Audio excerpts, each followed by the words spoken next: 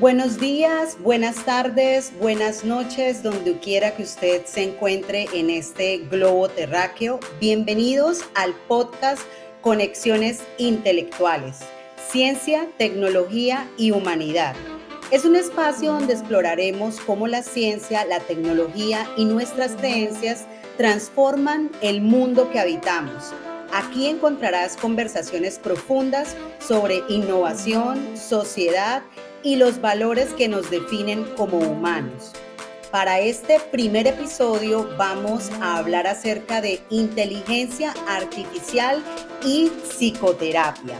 Y para este espacio tenemos invitado a un psicólogo que es especialista en psicología clínica y magíster en psicología, con sólidos fundamentos en los campos de acción educativo, clínico y de docencia universitaria. Es psicoterapeuta independiente y conferencista y es miembro del Grupo de Psicología Clínica y de la Salud de la Universidad Pontificia Bolivariana. Estoy hablando del profesor y docente Jefferson Matajira. Jefferson, bienvenido a este espacio. Hola, ¿qué tal? Mucho gusto, Eliana. Gracias por invitarme a este bonito encuentro. Un saludo a todos los que nos están escuchando en este momento y también pues viéndonos. Excelente, profe Jefferson. Profe, bueno, el tema que nos une el día de hoy es poder hablar acerca de la inteligencia artificial en el campo de la psicoterapia. Sabemos pues obviamente toda esta repercusión que ha tenido en todos los aspectos de la vida humana, la tecnología y específicamente en este momento la inteligencia artificial. Me gustaría iniciar preguntándole cómo cree usted que se está integrando la inteligencia artificial en el campo de la psicoterapia. Bueno, ahora con todos los avances que tenemos en tecnología, pues la realidad virtual y todo lo que tiene que ver con inteligencia artificial ya se está adentrando no solamente a nuestro campo, sino a diferentes profesiones. En psicología, por ejemplo, ya estamos encontrando inteligencias artificiales que están diseñadas directamente para hacer una especie de atención psicológica, donde de hecho pues ya muchas personas, por ejemplo, al ChatGPT y a Gemini u a otras inteligencias artificiales les hacen preguntas sobre condiciones de salud físicas o psicológicas. Ya hay plataformas que han querido como mejorar un poco ese aspecto y han integrado también las teorías y los modelos de intervención de algunos de los campos de la psicología que han demostrado evidencia de eficacia. Entonces creo que ya hay varios elementos allí que son interesantes. Creo que algunas personas también, pues, no sé si tú también, Eliana, lo has hecho, le has preguntado a ChatGPT, tengo tal cosa, y él empieza a hacerte una serie de preguntas. Y eso está llamando mucho la atención, sobre todo a personas que tienen esas características de querer encontrar información de manera independiente, mucho más rápida y asequible. Perfecto. Sí, nosotros pues obviamente nos vemos enfrentados a esta incursión de la inteligencia artificial y obviamente pues todas sus potencialidades y pues nosotros pues nos preguntamos, bueno, ¿cómo no utilizar una herramienta pues tan potente que puede agilizarnos, ayudarnos pues obviamente a ser un poco más productivos y más eficaces en muchos aspectos? Y en este orden de ideas, profe, ¿cuáles cree usted que son los beneficios potenciales del uso de la inteligencia artificial en la psicoterapia? Bueno, yo creo que hay varios elementos allí. El primero, como ya lo mencionaba, tiene mucho que ver con el acceso a la información, ¿no? Lo que pasa es que ese acceso a la información, que es algo que es muy importante tenerlo en cuenta, hay que saberlo filtrar. De ahí que todavía nosotros, por ejemplo, como profesionales en la salud, tengamos un papel fundamental. Las herramientas de inteligencia artificial son eso, herramientas que ayudan en los procesos. Entonces, el acceso a esa información ahora tan a la mano, porque ya, por ejemplo, WhatsApp tiene integrado el componente de inteligencia artificial, le permite a muchas personas, pues, digamos que en sus lógicas, ahorrarse el tiempo, lo económico, de ir a un profesional y querer preguntarle a una inteligencia artificial. Además que es que el concepto de inteligencia artificial llega de base ya denota que es sistema que es mucho más inteligente que mis propios recursos, inclusive los recursos de otras personas. Eso puede ser un imaginario que también está ahí construido. Entonces creo que uno de los elementos sería eso, el acceso a la información, la facilidad de poder preguntar en cualquier momento, me está ocurriendo algo, y encontrar una serie de recomendaciones que entrega la inteligencia artificial, que de hecho, pues si la persona sabe utilizar los prompts que utilizan este tipo de aplicaciones, pues la inteligencia puede especificar muy bien qué datos entregar, ¿no? He visto mucho más avances, por ejemplo, en torno a la realidad virtual. Sí sé que en terapias, por ejemplo, que tienen que ver con el manejo de las fobias, se está implementando mucho de las tecnologías, y eso también tiene una serie de beneficios muy interesantes porque, por ejemplo, una persona que le tiene miedo directamente a estar en un avión puede simular a través de la realidad virtual, acompañado de un profesional en psicología que sea experto en el manejo de esas técnicas, simular esos espacios para ir poco a poco aplicando esas técnicas de inversión al estímulo aversivo, e irlo lidiando poco a poco para mirar que la persona vaya desarrollando esas estrategias. Entonces, por ejemplo, la realidad virtual permitiría eso, el no necesariamente tener que estar en situaciones particulares que me generan ansiedad, que no son fáciles y asequibles, por ejemplo, en terapia, el miedo a un ascensor, ¿cómo hacemos para irnos con el paciente o el consultante hasta un ascensor? Sino que se puede recrear por medio de estas aplicaciones este tipo de experiencias, y desde ahí ir modelando el comportamiento y entregando las estrategias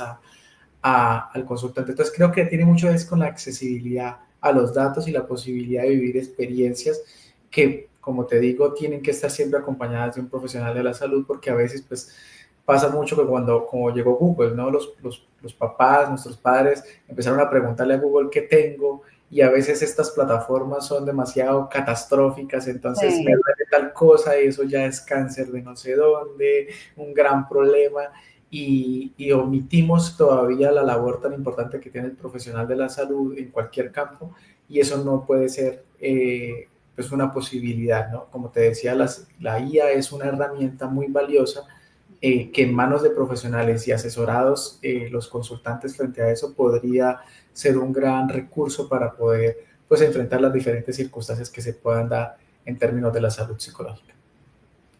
Perfecto, profe. Sí, pues como usted muy bien lo está diciendo, pues tenemos tener presente que es una herramienta, ¿no? Que es una herramienta que nos puede facilitar muchas cosas, y bueno, puede tener amplios beneficios. Me gustaría que de pronto pudiéramos hablar un poquito también acerca de los riesgos o limitaciones que pueda representar la inteligencia artificial en el contexto psicoterapéutico, pero antes de pronto de darte espacio para que puedas contestar esta pregunta,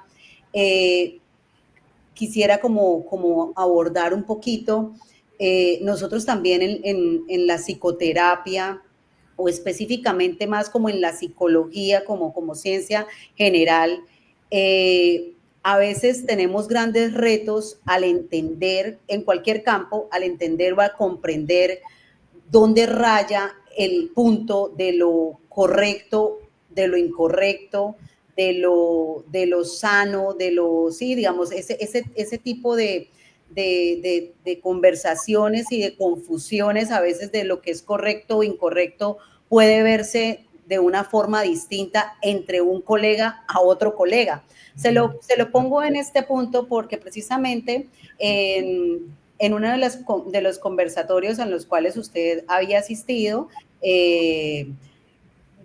usted hizo mención de un video que yo ya había visto con respecto a una madre que perdió a su hija y que a través de inteligencia artificial y también a través de toda la parte sensoriomotriz de la persona, pudieron recrear un momento con su hija en un país asiático, un momento con su hija, y esto entonces obviamente pues queda como en el punto de esto será bueno, qué tan bueno será, qué tan malo será, de pronto es un espacio de despedida para esta persona con su hija que lo pueda hacer, despedirse, pero en qué punto podría rayar querer volver a experimentar, a tener esa experiencia que pueda hacer que no sea tan sana para ella. No sé si usted ha visto un capítulo de Black Mirror, que a mí me gusta mucho, bueno, hace rato no lo veo, pero me gusta mucho el episodio donde eran una pareja que vivían en un pueblito retirado en Inglaterra. Él muere y ella desea volver a conversar con él y contrata un servicio de chatbot, pero luego esto digamos, no fue suficiente para ella, sino que manda y contrata un robot que lo genera, entre comillas, como físicamente a la persona que murió.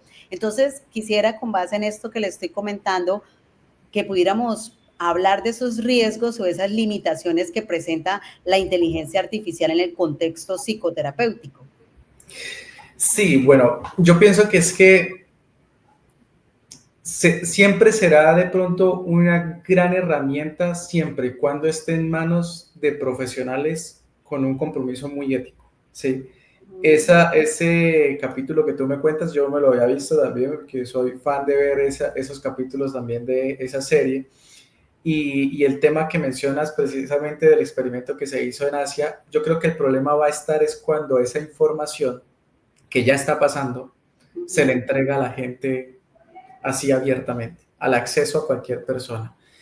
Sabemos, por ejemplo, que los videojuegos son una fuente que permite el desarrollo de habilidades cognitivas, pero también sabemos que si no se sabe manejar, genera muchísima adicción. Y hay muchas personas que, por ejemplo, son adictas a las redes o adictas a los videojuegos porque los videojuegos dan la posibilidad de tener una sensación que de pronto en los contextos de la realidad cercana a la persona, o sea, en el exterior, no son tan gratificantes. ¿Qué pasa cuando la realidad virtual supera la realidad real, por decirlo de alguna otra manera? Pues tú te pierdes, ¿sí? Eso, ahí no hay muchas cosas que indagar. Se sabe por diferentes estudios que el ser humano, por ejemplo, en las adicciones al consumo de sustancias psicoactivas, busca una condición que le permita sentir una gratificación mucho más grande que de pronto en su realidad y en las actividades que realiza constantemente no las encuentra. De ahí surge la adicción. Entonces, imagínate que tú, por ejemplo, tuvieras la oportunidad de poder, porque ya existen la clonación de los audios, de escuchar a un ser querido que tú amaste muchísimo a través de un audio y que él te hable.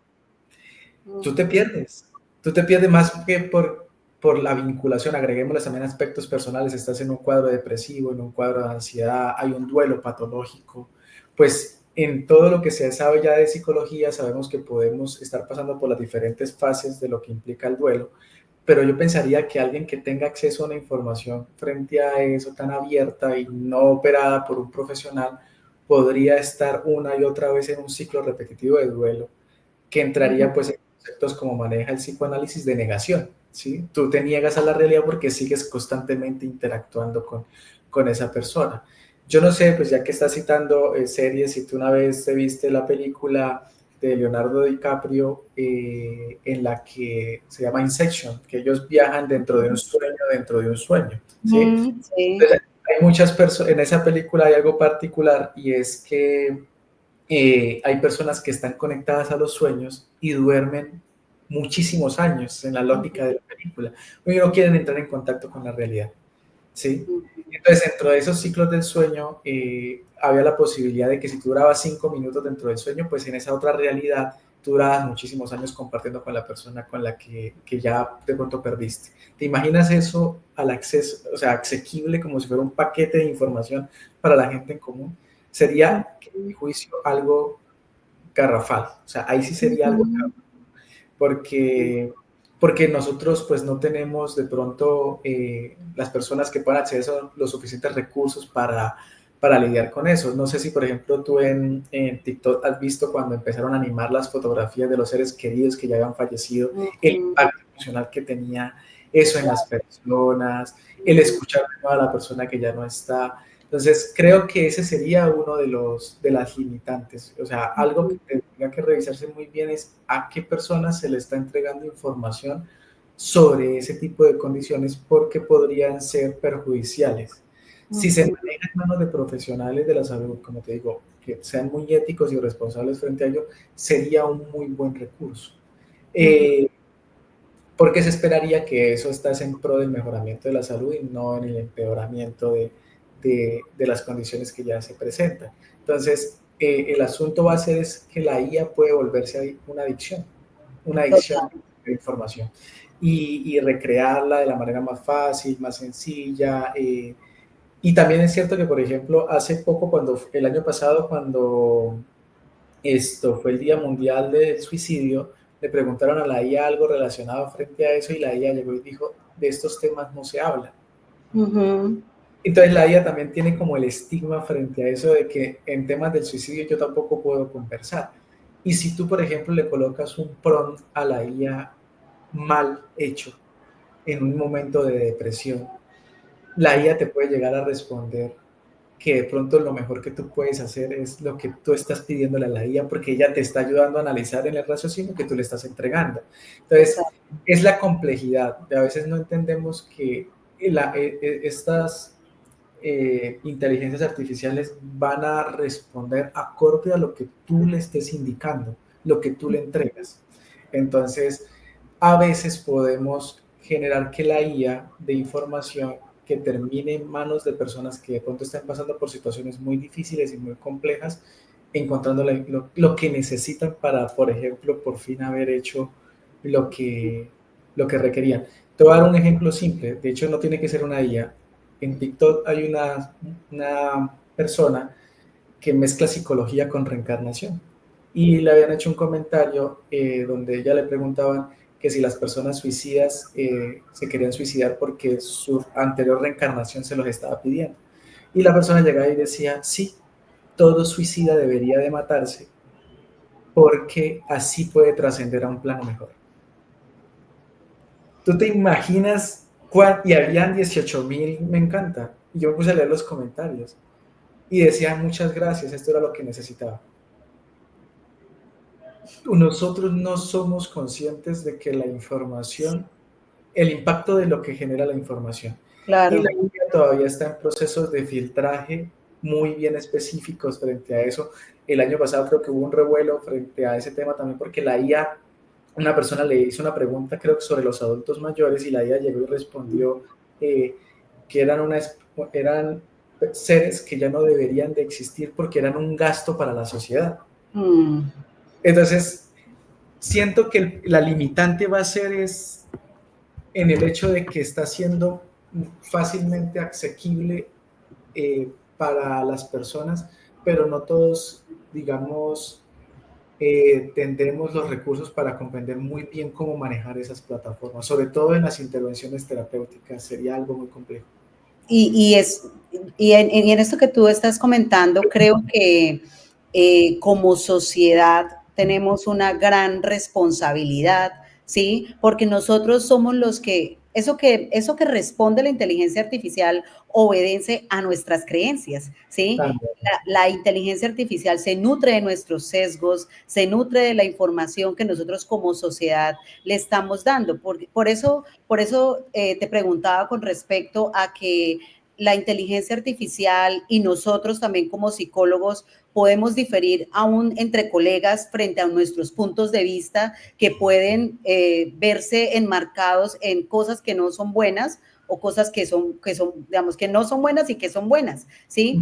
Entonces, por ejemplo, nosotros personalmente, bueno, usted sabe que a mí me gusta mucho todo este tema de la tecnología, me encanta, ¿sí? Aprender y conocer un poco más, pero también le tengo mis respetos, ¿sí? Como que, ojo, porque en una sociedad donde nuestra alimentación mental, y no supuestamente de lo que llaman salud mental, a veces que es realmente no es ciencia, sino que es algo realmente de pronto a veces manipulado, ¿sí? Donde sabemos que hay muchos también personas que de pronto hicieron, no sé, o 3 semestres de psicología, o de pronto hasta la terminaron, pero tienen unas cosas, unas creencias un poco raras, ¿sí? Aunque obviamente yo creo que las creencias son algo muy personal, pero que debemos como profesionales tener claridad de que, oiga, esto que estoy diciendo no es psicología, ¿sí? Esto es otra cosa, esto es una creencia personal mía, es una creencia específica, digamos, no tacharla o no enlodarla con lo que es ciencia, porque no es así, ¿sí? Entonces, nosotros en una sociedad donde nos dice, haz lo que quieras, lo importante es que tú seas feliz, lo importante es que no dañes a nadie, que no, sí, entonces uno podría decir, o esta sociedad dice, pues sí, como yo me voy a meter en la inteligencia artificial o de pronto bueno, en todo este tema de la adicción y de pronto salirme de mi realidad por completo, ¿a quién le estoy haciendo daño? Mi querido psicólogo, por ejemplo, alguien que me diga a mí, no, pero yo no le estoy haciendo daño a nadie, yo estoy aquí en mi mundo, sí, me la paso aquí de las 24 horas del día, 20 horas del día, en esto que obviamente me está afectando mis relaciones, que obviamente está afectando mi cosmovisión de la vida, está afectando mi acercamiento con la realidad, mi toma de responsabilidad frente a otras cosas. Entonces, realmente yo personalmente creo que siempre se lo he dicho hasta a mis hijos, cuando me hablan y miran así como el tema de la inteligencia artificial y como que, como algo satanizado, algo así como, terrible, yo les digo, el tema no es la herramienta, es nosotros como humanos, cómo la usamos, ¿sí? Y como sociedad, cómo la alimentamos. Eso que tú estás diciendo de que el adulto mayor y eso realmente no es tremendo, no me sorprende porque la mayoría de la sociedad hoy en día piensa así, que llegar a la vejez es lo peor que le puede suceder y que es mejor no tener adultos mayores, ¿sí? Entonces, es un reto bastante grande. ¿Sabías que tu bienestar mental es tan importante como tu salud física? En el mundo acelerado de hoy, a veces necesitamos apoyo, pero no siempre sabemos a dónde acudir. El estrés, la ansiedad y las preocupaciones diarias pueden afectar nuestro rendimiento, nuestra felicidad y nuestras relaciones. Por eso existe el OMIA, la app de la salud mental diseñada para brindarte apoyo cuando más lo necesitas, con tecnología de avanzada en inteligencia artificial y respaldada por profesionales en psicología. El OMIA te ofrece un espacio seguro para expresarte y recibir orientación en cualquier momento del día.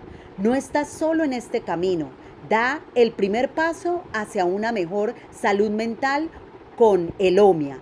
Descárgala hoy y empieza a sentir la diferencia. En este aspecto. Y en ese orden de ideas, profe, ¿cómo cree usted que pueda afectar la introducción de la inteligencia artificial en la relación de terapeuta-paciente? ¿Cómo lo ve usted? Bueno, yo la otra vez había visto una imagen que decía algo así que los niños nacidos en este año iban a ser hijos de la inteligencia artificial. O sea, cuando ya tengan entre 30 a 25 años, van a haber avances que nosotros ya de pronto de viejos o antes cuando éramos niños no pensábamos que eso iba a llegar a ocurrir, ¿no? Yo creo que uno de los factores que ha hecho que ahora la psicología tenga gran participación como profesión tiene que ver con que todavía ese tipo de escenarios de compartir, de hablar, ya sea virtual o presencial, es una necesidad social, ¿sí? Nosotros somos seres sociales por naturaleza. La construcción de los vínculos con nosotros nos es muy necesaria. A veces cuando uno le pregunta a la inteligencia artificial sobre algo que a uno le pasa, uno puede encontrar, por ejemplo, algo muy parco, o sea, como esto es lo que tienes que hacer y tras, se acabó, un recetario con poca empatía, con poco tacto, él no puede, eso era antes, ahora ya el chat puede hablar, ¿sí? Y tú le puedes colocar la voz que tú quieras, suave, lo que desees. Esa relación terapéutica todavía sigue siendo muy vital y de hecho movimientos como el humanismo, dirigidos en su momento por Rogers, decía que lo que ayudaba a la cura tenía que ver la relación con el otro. Pero, por ejemplo, si tú me lo preguntas ahora, yo me he hecho una pregunta inquietante y es qué va a pasar con las generaciones que ya no vean necesaria la interacción social. porque ya hay países, por ejemplo, como Japón, que sufren muchísimo de la pérdida de los vínculos sociales, porque ellos están inmersos en una realidad que todo es digital, ¿sí? Y las personas tienen pocos vínculos construidos con los demás. De hecho, en partes de Europa ya existen ministerios para la soledad porque la tasa de suicidios ha sido muy alta precisamente porque las personas están brutalmente aisladas.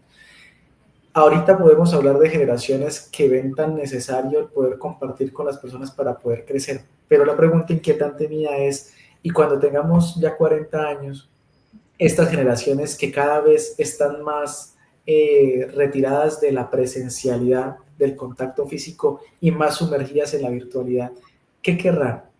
¿Querrán una inteligencia artificial que reemplace a la humana o seguirán deseando a la humana guiada por una inteligencia artificial? Eh, entonces, son preguntas que yo me he hecho, eh, pero por ejemplo, en este momento que tú me haces referencia a la relación directamente entre el consultante y el profesional, creo que ese es uno de los valores más grandes y una de las grandes competencias que nosotros tenemos ahorita con la que podemos mediar con la inteligencia artificial. Sí, ese tacto, esa capacidad de saber que estoy hablando con alguien que también de pronto ha vivido cosas que yo le estoy comentando, que es humano, sí, que no es un robot, que no siente, sino que todo es razona y lógico.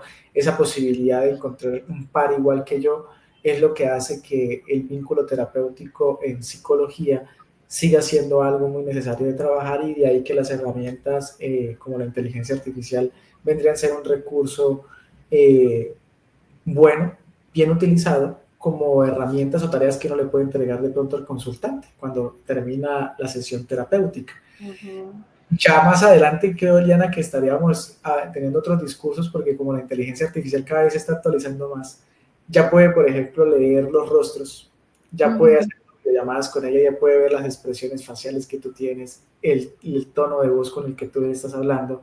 Estaríamos enfrentándonos ya a otros escenarios que no creo que estén muy distantes del tiempo, pero que para mí pienso que todavía la relación terapéutica es uno de los elementos que sigue siendo un pilar muy grande que nosotros tenemos como profesionales, ¿sí? Porque la información ya está, o sea, el consultante puede buscar la información, pero la forma en cómo tú entregas el acompañamiento, el tacto con el que trabajas, la forma en cómo orientas el proceso, lo humano de tu experiencia y del contacto con el otro, es algo que todavía nosotros, pues la inteligencia artificial no nos lo ha arrebatado.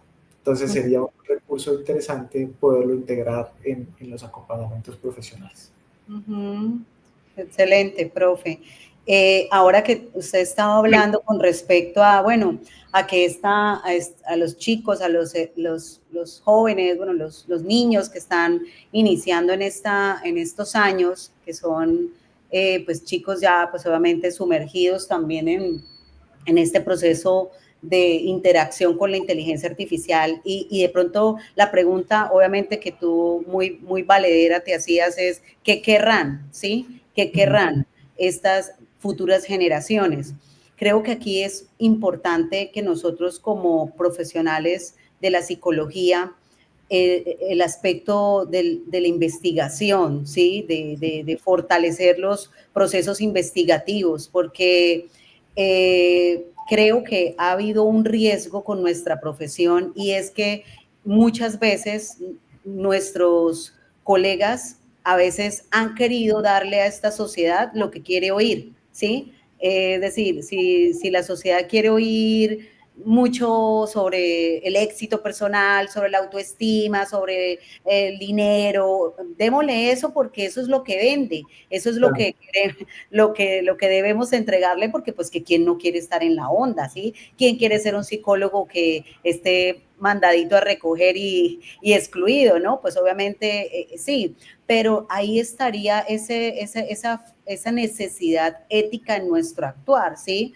Porque realmente a veces hay cosas que no queremos oír, pero que son necesarias oír, ¿sí? Y que son las que nos confrontan frente a la realidad, frente a muchas cosas. Yo sé que de pronto usted ha sido consciente de toda esta oleada que hay con respecto al todo el tema de exaltar un poco la gordura, ¿sí? Hay ahorita como un movimiento de que no te sientas mal con tu cuerpo, sí, digamos, pues sí, eso tiene como sustancia de verdad, pero también cuando es dada en dosis un poco irreales, pues genera peligros cardiovasculares, genera peligros, pues obviamente para la salud y todo esto.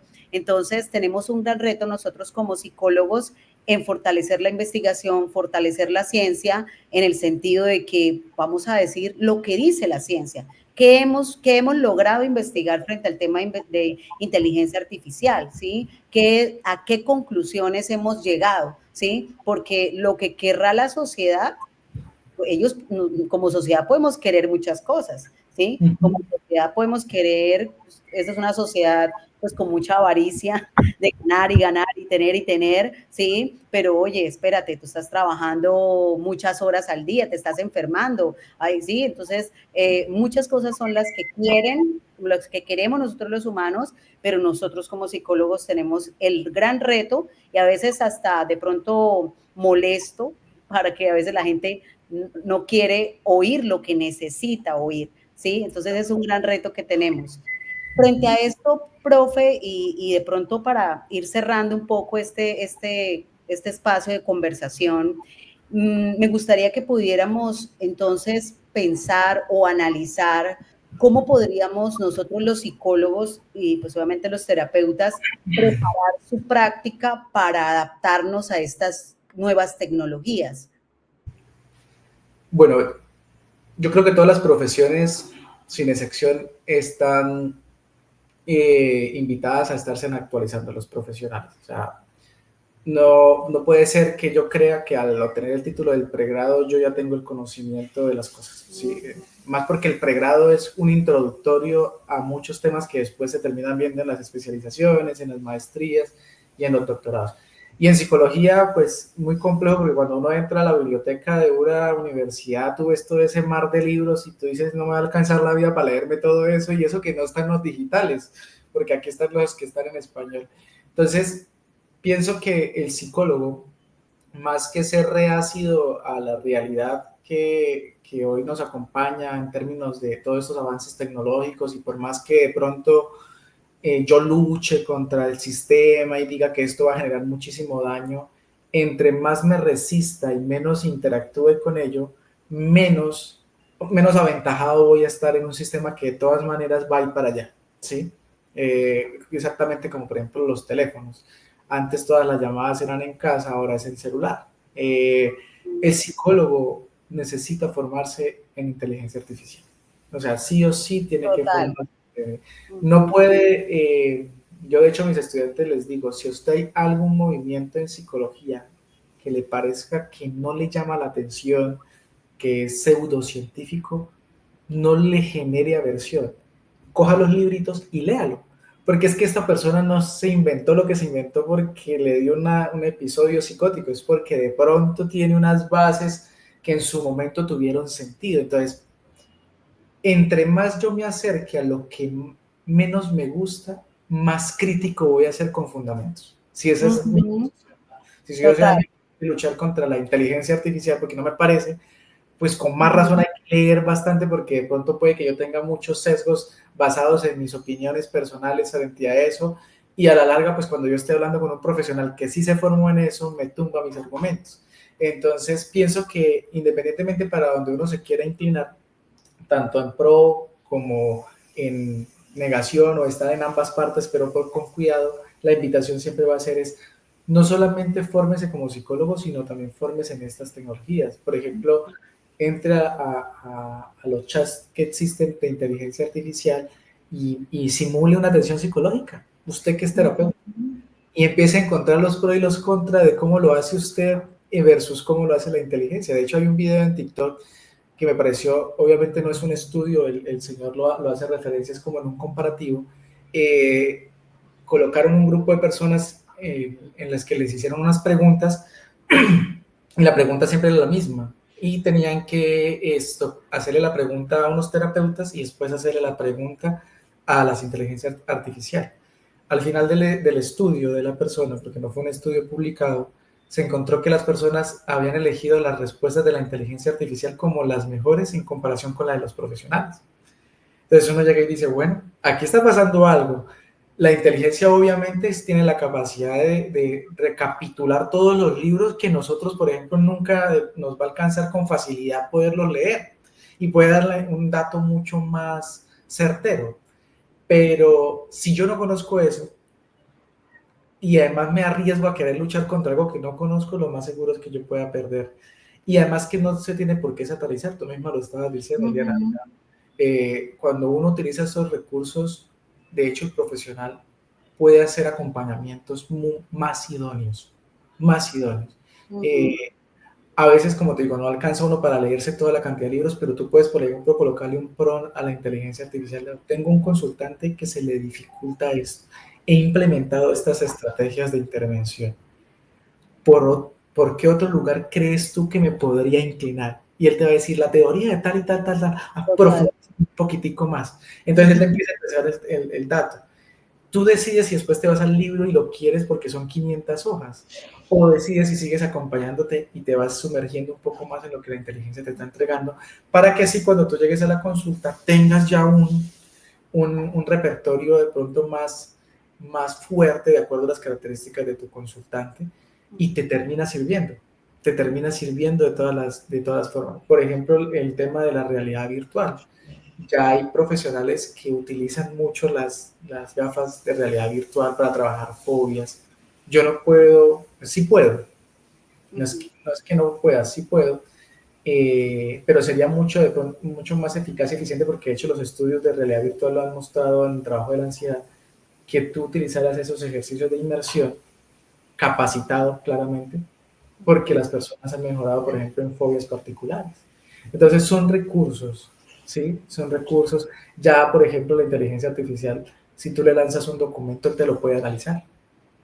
Lo que te lo analiza en 3 segundos. Entonces, por ejemplo, ¿cómo tú puedes sentarte con la inteligencia? Analicemos esta circunstancia.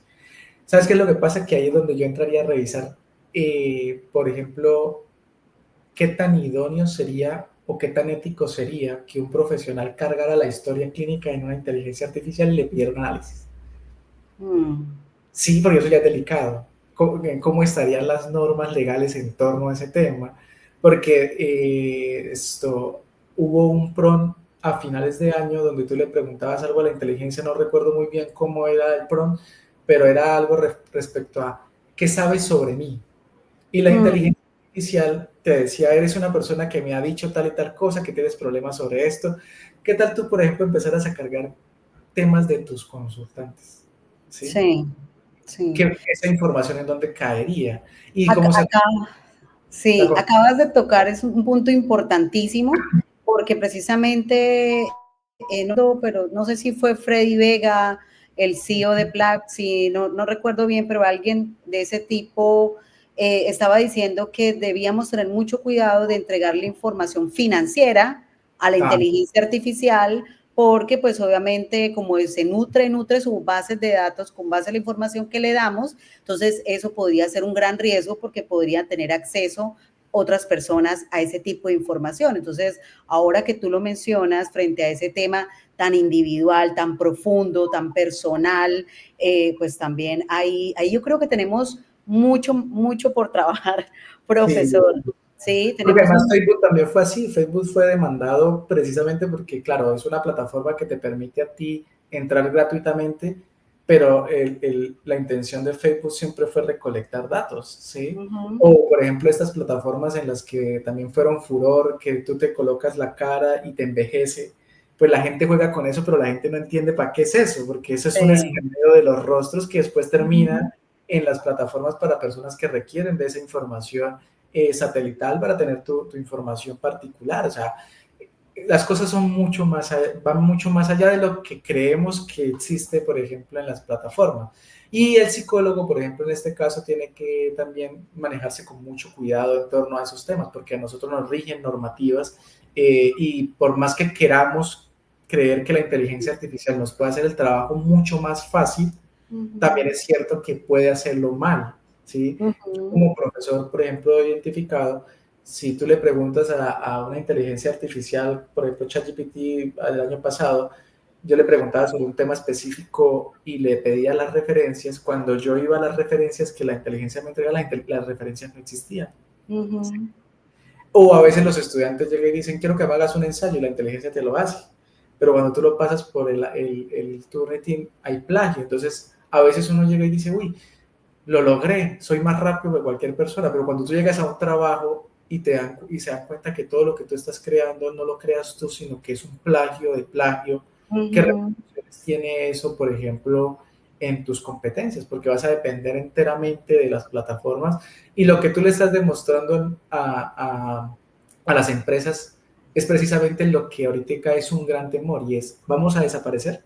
Exacto. Porque si a la larga todo lo hizo la inteligencia artificial, ¿yo para qué me quiero contratar? Sí, o sea, ¿cuál es el beneficio que tú le entregas a la organización si a la larga tú fuiste el que terminaste haciendo todo con una inteligencia artificial?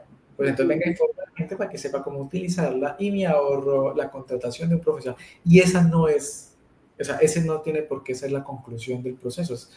Va más allá, lo que decíamos, es un excelente recurso que en manos de profesionales que lo sepan utilizar, espectacular, pero hay que saberlo utilizar de manera ética, reconociendo las normas y también nuestros alcances, sobre todo, por ejemplo, en el tema de las historias clínicas, cargar las historias clínicas con el nombre de las personas, ¿sí? Eso a la larga, ¿en qué base de datos queda? Es un poco delicado, ¿no? Total, profe.